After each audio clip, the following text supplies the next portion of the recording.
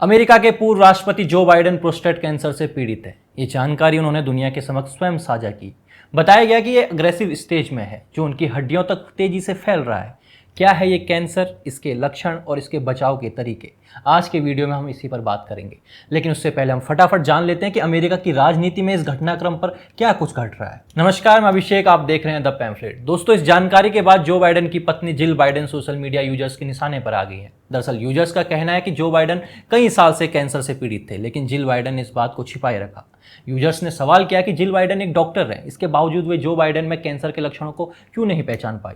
अमेरिकी राष्ट्रपति Donald Trump के बेटे डोनाल्ड ट्रंप जूनियर ने भी पूछा कि वो कैसे कैंसर के लक्षणों को नहीं पहचान पाई। जूनियर ट्रंप ने एक डॉक्टर की पोस्ट भी सोशल मीडिया पर साझा की है, जिसमें डॉक्टर का कहना है कि प्रोस्टेट कैंसर के लक्षणों को पहचानना सबसे आसान है और जिस तरह से जो बाइडेन के प्रोस्टेट कैंसर को हड्डियों तक पहुंचाया हुआ बताया जा रहा है, उससे लगता है कि उन्हें कई साल पहले इसका पता चल गया होगा और उन्होंने राष्ट्रपति पद पर रहते हुए अमेरिकी लोगों से इसकी जानकारी छिपाई। खैर, अब जब दुनिया भर में इसकी चर्चा हो रही है तो हमें भी जान लेना चाहिए कि WHO के मुताबिक साल 2020 में पूरी दुनिया में 14 लाख से ज्यादा प्रोस्टेट कैंसर के नए मरीज मिले थे।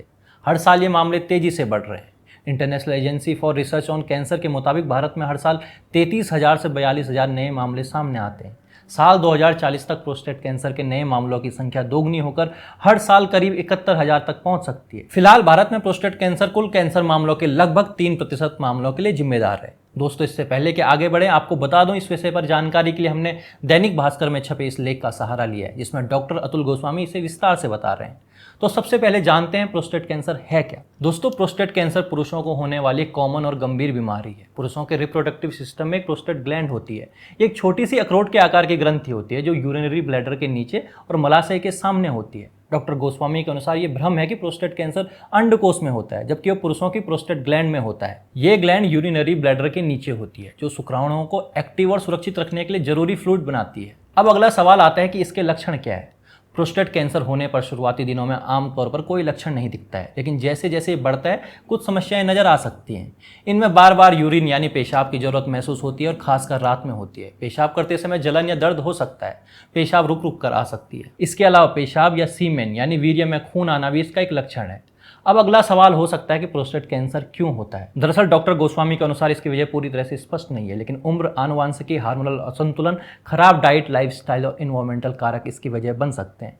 ये सभी चीजें मिलकर प्रोस्टेट कैंसर के जोखिम को बढ़ा सकते हैं। दोस्तों, इसके अलावा कुछ रिस्क फैक्टर्स भी हो सकते हैं, जैसे अगर आपकी फैमिली में किसी को प्रोस्टेट कैंसर पहले से है या प्रोस्टेट में सूजन है, अगर स्मोकिंग या अत्यधिक शराब का सेवन करते हैं तो ये भी एक रिस्क फैक्टर हो सकता है। मोटापा और STD यानी सेक्सुअली ट्रांसमिटेड डिजीज भी एक रिस्क फैक्टर है। अब अगला और मुख्य सवाल है कि क्या प्रोस्टेट कैंसर का इलाज संभव है। तो इसका जवाब है हाँ। अगर प्रोस्टेट कैंसर को शुरुआती स्टेज में पहचान लिया जाए तो इसका इलाज संभव है। इलाज में सर्जरी, रेडिएशन थेरेपी और कभी कभी हार्मोनल थेरेपी का इस्तेमाल भी किया जाता है। इसके अलावा हमें जानना चाहिए कि प्रोस्टेट कैंसर से बचाव के लिए क्या करें। कुछ उपायों से अपने रिस्क को कम किया जा सकता है, जैसे डॉक्टर से नियमित स्क्रीनिंग, दूसरा हेल्दी वेट बनाए रखें, एक्सरसाइज करें। इसके अलावा हेल्दी डाइट से कैंसर का खतरा कम किया जा सकता है। फल, सब्जियां और साबुत अनाज खाएं और रेड मीट और प्रोसेस्ड फूड से बचें। और सबसे महत्वपूर्ण, स्मोकिंग छोड़ें, तंबाकू प्रोडक्ट से दूर रहें। दोस्तों, इस वीडियो का उद्देश्य सिर्फ जानकारी प्रदान करवाना है। किसी भी सहायता के लिए आप अपने नज़दीकी डॉक्टर से ही परामर्श लें। धन्यवाद।